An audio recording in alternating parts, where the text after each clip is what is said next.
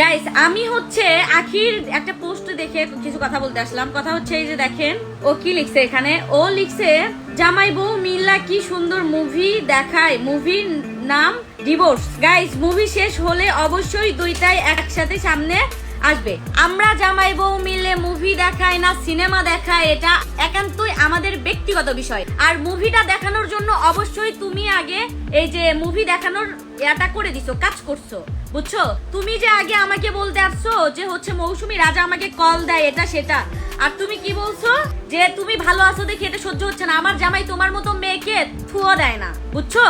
আমার জামাই তোমার মতো মেয়ের দিকে ফিরেও তাকায় না, থুতুও মারে না, এটা মাথায় রাখবা সব সময়। আর একটা কথা বলি, আর কি জানি লিখছো, আমাকে এত বাজে ভাবে বদনাম করার চেষ্টা করার পরেও আমি ভালো আছি। আর তুমি ভালো আছো না কি আছো সেটা পাবলিক জানে, তোমাকে পাবলিক চেনে, কারণ তুমি যে মুভি করো নেহা করে, তুমি ভালো থাকলে হাত কাটতা না, তুমি ভালো থাকতে একটার পরে একটা বয়ফ্রেন্ড চেঞ্জ করতা না, বুঝছো? ভালো থাকলে মানুষ একজনকে নিয়ে ভালো থাকে, তোমার মতো 10 জনকে নিয়ে মানুষ ভালো থাকে না। তো একটা কথাই বলবো তোমাকে, যে কথা বলার সময় অবশ্যই সাবধানে কথা বলবা, বুঝছো? আমাকে নিয়ে কোনো পোস্ট আমি সহ্য করবো না। আমি বিউটি পার্লারের মৌ না, আমি মৌসুমী, বুঝছো?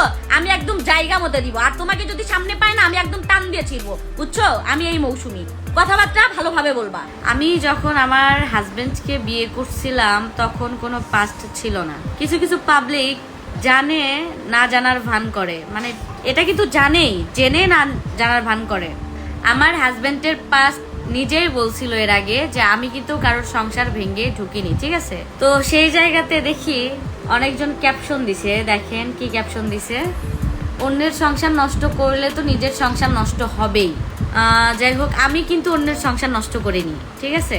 উল্টা আমার ঝামেলা হইতিছে, আমার সংসারে অশান্তি হচ্ছে এগুলার জন্য, আমার হাজবেন্ডের পাস্টের জন্য, বা পাস্ট নিয়ে এগুলা নিয়ে, দেন আমার হাজবেন্ডের কিছু কিছু খারাপ জিনিস নিয়ে, ঠিক আছে? আমি যখন আমি সংসারে আসছি তখন কিন্তু আমার হাজবেন্ডের কোনো ওয়াইফ ছিল না, আমার হাজবেন্ড সিঙ্গেল ছিল, ঠিক আছে? মানে আমার হাজবেন্ড আনম্যারিড ছিল, মানে এক কথায় আমার হাজবেন্ড ডিভোর্সি ছিল। সেই জায়গা থেকে আমি বলবো কিছু কিছু পাবলিককে যে তোমরা যেটা জানো না সেটা নিয়ে কথা বলো না, বুঝছো? নিয়ে হচ্ছে অনেকজন অনেক ভিডিও বানাইতেছে, তো আমি হচ্ছে এসব ক্লিয়ার করতে আসলাম যে আমি এগুলো কেন করছি, ঠিক আছে?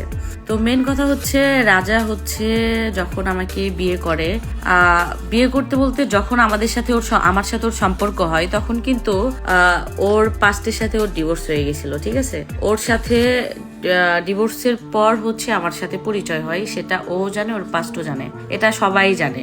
ও যখন আমাকে বিয়ে করে তখন হচ্ছে আমাকে অনেক অনেক কথা, মানে অনেক ধরনের হচ্ছে প্রমিস করছিল, যে যেমন ওর পাস্টের দিক থেকে, ওর পাস্ট ছিল কিনা আছে কিনা এগুলো, মানে ওর জীবনে কিছুই নাই বা কিছু থাকবে না আমাকে বিয়ে করার পর। ও হচ্ছে ওর কিছু কিছু অভ্যাস ছিল, ওই যে যাই হোক আপনারা সবাই জানেন ও একটু নেশা করে, তো এগুলো অভ্যাস ছিল, এগুলাও করবে না বিয়ের পর।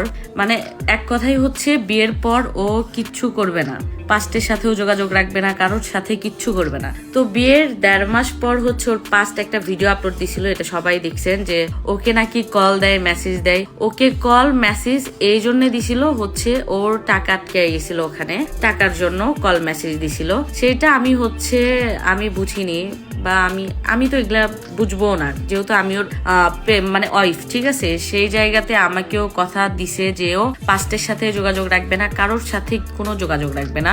তো সেই জায়গা থেকে আমি তো এগুলা মানবো না, তাই না? আর পাস্টে কি ছিল না ছিল সেটা ওর দেখার সময় নাই, কারণ আমরা বিয়ে করছি, ঠিক আছে? সেই জায়গা থেকে আমি কিন্তু এগুলা মানবো না, কারণ আমিও ওয়াইফ। তো যাই হোক, তারপর হচ্ছে ও করে ঝগড়া করে, গায়ে হাত উঠায় বলতে ওইভাবে গায়ে হাত উঠায় না, মানে ও করলে হচ্ছে সবাই জানে এটা, রাগ মেজাজ একটু হচ্ছে খিটখিটা থাকে, যাই হোক কি জানি বলে ওটা।